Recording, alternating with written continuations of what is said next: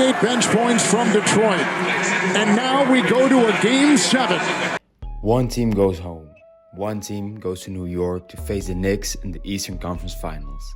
Everything built over 6 brutal back-and-forth games comes down to 48 minutes tonight. The Pistons refused to die, blew Cleveland out by 21 in Game 6, and now it's sudden death.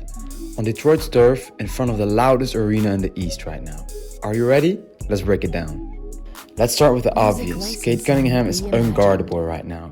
He's leading the entire 2026 playoffs in scoring. Not just the series, the entire playoffs. The pull-up of the pick and roll, the size advantage on smaller guards, the ice-cold floater when they drop. Cleveland has thrown 4 different defenders at him this series, and he's feasted on all of them. The guy who doesn't get enough credit is Ausar Thompson.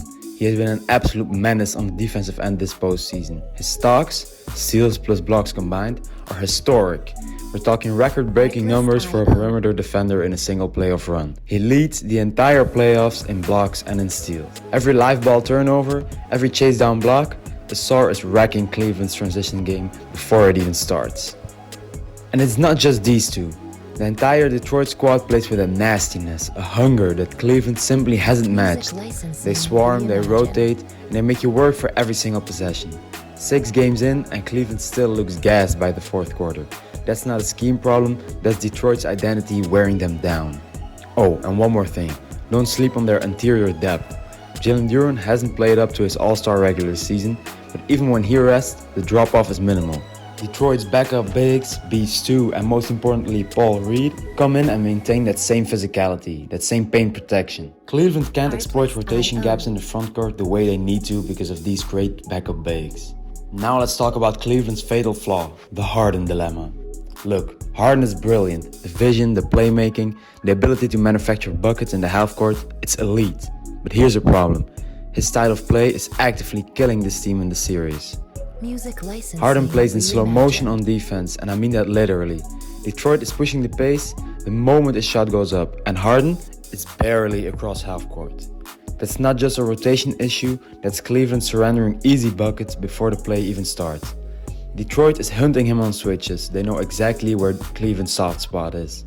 But here's what makes it maddening. Cleveland's best basketball is the exact opposite of what Harden wants to do.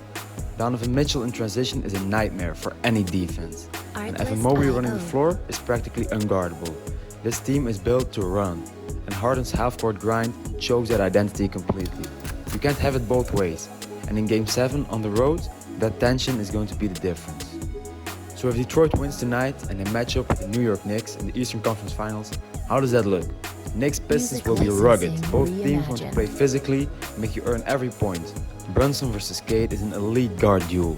But where Detroit can really hurt New York is Ausar Thompson, matching up against their wings, disrupting the ball movement and forcing turnovers in the open floor.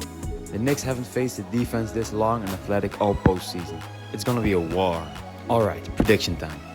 To me, Detroit wins Game 7. At home, in front of that crowd, with Cade Cunningham refusing to let the season end. Pistons advance to the Eastern Conference Finals, Detroit over Cleveland. The city has been waiting for a moment like this, and tonight it arrives. Drop your Game 7 prediction in the comments right now. Are you riding with Detroit, or do you think Cleveland pulls off the miracle? If you enjoyed this video, like and subscribe, it helps more than you think.